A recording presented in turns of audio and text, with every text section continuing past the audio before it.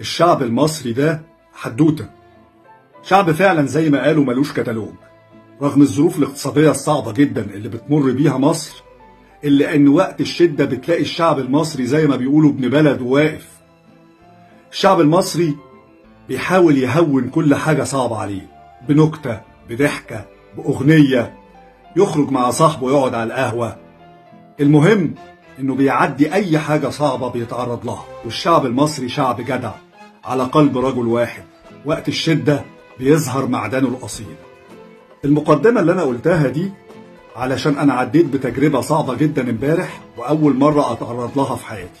كنت عند دكتور الأسنان اللي بيعالجني، وهو شغال حصلت حريقة في العيادة في الغرفة الخاصة بالتعقيم، ليها باب خارجي ومحطوط فيها كراتين. حد من السكان رمى عقب سجارة نزلت على الكراتين، اشتعلت، مسكت النيران في الكراتين كلها وفي الباب الخارجي لغرفة التعقيم.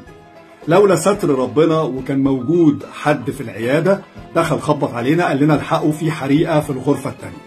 جرينا بسرعة أنا والدكتور وبقينا بنحاول نتصرف على قد ما نقدر. نزلنا سكينة الغاز، سكينة الكهرباء، جريت على العربية عندي جبت طفاية الحريق وابتدينا نتعامل مع النار، بس النار كانت أقوى والموقف كان صعب جدا.